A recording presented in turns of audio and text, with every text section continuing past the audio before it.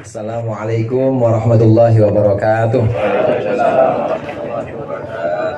Alhamdulillahilladzi faddala bani Adam bil ilmi wal amali ala jami'il alam. Wassalatu wassalamu ala sayyidil arabi wal ajam, sayyidina Muhammadin wa ala alihi wa ashabihi masabihid dhulam, amma ba'du. Hadratil muhtaramin wal mukarramin, para ustaz, para hujjaj, wabil khusus Ustadz Haji Gofur, segenap pejabat lingkungan, Bapak RT, Pak RT-an, Pak RW, dan khususnya keluarga besar Bapak almarhum Bapak Sobir yang saat ini diwakili oleh adik saya yaitu Wahyu.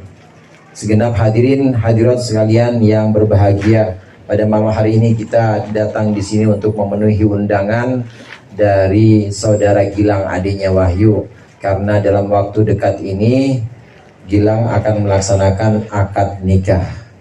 Apa benar udah ada pengantinnya Gilang? Benar? Takutnya COD salah kirim. Alhamdulillah sudah pasti dan sudah positif akan dilaksanakan akad nikah nanti hari Minggu. Jamaah sekalian, memang ada yang perlu kita perhatikan di antara rangkaian-rangkaian acara semacam pernikahan ini, acara-acara penting dalam Islam. Yang pertama yaitu doa-doa sebelum acara. Sebelum kita berangkat haji, sebelum kita berangkatin anak, sebelum kita melakukan satu hal yang kira-kira penting, bangun rumah misalnya, maka dianjurkan membacakan doa. Pada malam hari ini kita sekalian hadir di sini untuk mendoakan Gilang, mudah-mudahan apa yang akan dilaksanakan, yakni acara akad nikah, kemudian juga resepsi atau walimahnya, ini Allah berikan keberkahan. Amin.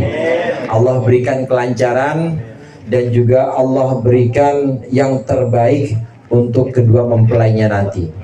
Ini doa-doa untuk kita yang kita khususkan untuk Gilang. Dan selain itu hadirin, dari rangkaian doa tentunya kita tidak lupa kepada orang tua kita dulu, kepada guru-guru kita. Karena orang tua kita, guru-guru kita lah yang bisa membawa kita sampai pada tahap ini. Kita bisa ngaji, baca Yasin kayak Bang Haji Gofur, itu tentu gara-gara guru, lantaran guru kita. Kita memeluk Islam sampai hari ini, kita Allah takdirkan sebagai Muslim, ini karena orang tua kita. Karenanya di rangkaian doa tadi ada kirim-kirim arwah, ada kirim-kirim Al-Fatihah, surah Yasin dan lain sebagainya. Meskipun doanya belum, ini dikirimkan untuk orang tua. Ini dalam rangka bersyukur kepada orang tua. Alhasil dari rangkaian yang pertama ini ada dua. Yang pertama yaitu mendoakan Gilang, dan yang kedua berterima kasih atau bersyukur kepada orang tua kita sehingga kita bisa jadi orang. Saya tahu Bang Sobir anaknya jadi orang semua. Gede-gede, ya orang besar semuanya. Ini rangkaian yang pertama dari acara-acara penting dalam Islam. Kemudian rangkaian yang kedua, walimah. Dalam Islam, walimah atau selamatan pernikahan yang isinya makan-makan. Kalau walimah pasti makan-makan dah. Jangan ada yang puasa pokoknya hari Minggu. Hari Minggu itu wajib makan. Walimah ini dilaksanakan dalam Islam untuk menunjukkan rasa syukur, untuk menunjukkan rasa senang karena sudah Allah berikan nikmat. Ini yang namanya walimah atau selamatan, tasyakuran. Orang melaksanakan walimatul urus ini sudah menerima nikmat dari Allah berupa karunia setelah dipersatukan dua laki-laki dan perempuan dengan jalan yang halal. Memang biasanya kalau walimah itu, saudara, ada anak kecil sini ya. Biasanya walimah itu dilaksanakan setelah malam pertama Gilang. Biasanya akadnya besok Minggu resepsinya atau walimahnya langsung. Ya berarti belum ngerasain kalau gitu. Padahal walimah itu sebenarnya adalah merasakan dan rasa syukur inilah karena sudah Allah berikan nikmat. Allah berikan nikmat berupa malam pertama. Itu maksud dari walimah, rasa syukur, terima kasih, senang. Di antara hikmah walimah adalah mengungkapkan rasa syukur. Kemudian yang kedua, saudara, walimah ini dilaksanakan ngundang orang, ngundang para pejabat, mungkin pejabat lingkungan, ngundang tetangga RT 3, RW 03, ini semuanya diundang. Ini untuk menghindarkan fitnah.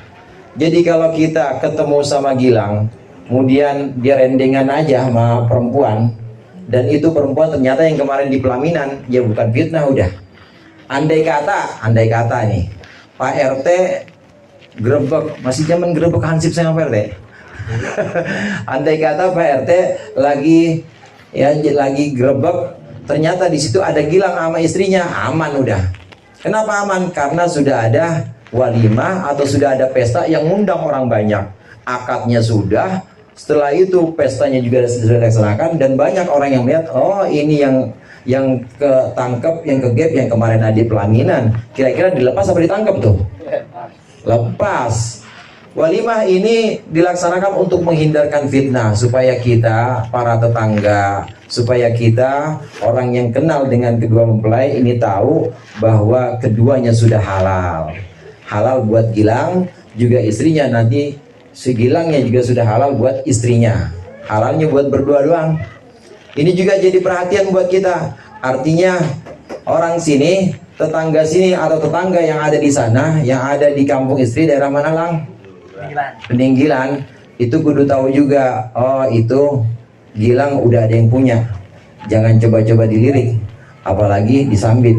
Jangan, diri aja jangan. Oh itu istrinya Gilang. Jadi semua udah tahu ini untuk menghindarkan fitnah dari walimah. Hikmah diantara hikmah walimah yang bisa kita perhatikan dalam perayaan walimatul urus atau resepsi pernikahan. Ini rangkaian dari rangkaian acara penting dalam Islam. Jadi yang pertama doa-doa, kemudian yang kedua walimah atau selamatan.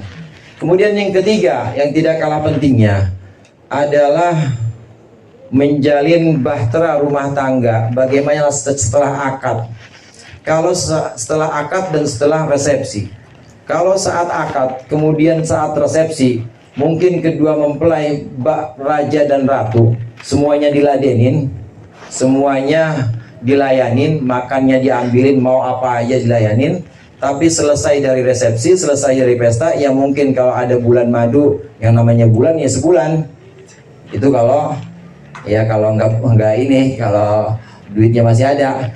Tapi kalau pas-pasan, kalau kira-kira hanya sehari 2 hari, maka dalam jangka waktu sehari 2 hari atau 3 hari, ini kembali kepada kehidupan nyata Gilang kembali kepada kehidupan nyata, dan di situ sudah mulai ada mungkin sudah mulai ada keluh kesah, sudah mulai ada satu semacam kesulitan mungkin. Walaupun kita doakan mudah-mudahan keduanya bisa melewati ini semua. Hadirin jamaah rahimakumullah, setelah akad nikah, setelah resepsi, maka kedua mempelai ini menghadapi kehidupan yang nyata. Yang tadinya di atas pelaminan nyengir aja nyengir, yang namanya pengantin kalau nggak nyengir orang pada ogah, senyum aja senyum sampai gigi rasanya kering banget. Ini di atas pelaminan. Nanti selesai itu semua maka menghadapi kehidupan yang nyata. Pesan Allah Subhanahu wa taala, Allah berfirman, wa ashiruhunna bil ma'ruf. Wahai orang-orang laki-laki, wahai para suami, pergaulah wanita-wanita, pergaulah istrimu bil ma'ruf, dengan baik. Saudara sekalian, para sahabat dan juga demikian ulama yang menyitir kisah-kisah tentang sahabat dan tentang Rasulullah, yang dimaksud dengan muasyarah bil ma'ruf, yang dimaksud bergaul dengan baik kepada istri dengan cara ma'ruf, ini ada banyak dicontohkan oleh Rasulullah. Satu waktu Rasulullah SAW pernah cekcok, berantem. Namanya berantem biasa dalam rumah tangga Gilang. Jadi nggak mungkin namanya rumah tangga nggak ada berantemnya. Kalau nggak ada berantemnya, yang suaminya diem, perempuannya diem, gagu, nggak ada ngomong apa-apa. Ya anaknya kira-kira bisa ngomong nggak itu? Diem juga, nggak bakal anaknya berantem itu. Ya orang nggak bisa ngomong. Ini dalam rumah tangga pasti ada pertikaian, dalam rumah tangga pasti ada perselisihan, dan kadang-kala besar. Satu waktu Rasulullah SAW pernah ada perselisihan dengan Sayyidatina Aisyah, dengan Siti Aisyah. Sampai Siti Aisyah Itu kemudian Rasulullah diam aja waktu itu. Rasulullah diam aja. Siti Aisyah kemudian mengucapkan, ahadzal ladzi za'ama annahu rasul. Ini yang namanya nabi, ini yang ngaku-ngaku nabi kayak begini kelakuannya. Digituin saudara. Yang ngaku-ngaku nabi begini kelakuannya. Itu nggak sengaja kedengaran oleh Sayyidina Abu Bakar. Sayyidina Abu Bakar itu bapaknya Siti Aisyah. Bapaknya Siti Aisyah berarti mertuanya siapa? Mertuanya Nabi Muhammad. Ini Sayyidina Abu Bakar mendengar, kebetulan waktu itu lagi datang. Kemudian mendengar Siti Aisyah mengucapkan itu, spontan Abu Bakar digampar Siti Aisyah. Karena Abu Bakar tahu Rasulullah yang demikian dimuliakan oleh umatnya, tapi oleh istrinya sendiri digituin. Nah setelah digampar, langsung Siti Aisyah nangis dan meluk Rasulullah. Terus apa kata Rasulullah? Ya Abu Bakar, bukan ini yang saya pengen. Udah biar kami selesaikan. Akhirnya dipeluk berduanya. Jadi mantu sama mertua jangan ikut-ikut kalau lagi berantem. Maksudnya begitu. Itulah yang diajarkan oleh Rasulullah. Rasulullah kalau lagi cekcok atau kalau lagi berselisih dengan istri-istrinya, ini lebih sering diam, lebih sering senyum, dan lebih sering dibuat senda gurau aja. Diemin aja Gilang. Diemin, nanti juga capek sendiri. Namanya perempuan. Ya kalau nggak mau diem ya bacain selawat. Dia ngomel, ya toibah aja pokoknya. Ya selawatin aja terus. Nanti juga dia pegel sendiri. Ashiruhunna bil ma'ruf bisa kita artikan bermuasyarah atau bergaul dengan perempuan dengan penuh kesabaran. Ini contoh pertama yang disebutkan oleh ulama dalam menjelaskan ayat ashiruhunna bil ma'ruf. Contoh yang kedua saudara, ini sering dan masyhur cerita ini.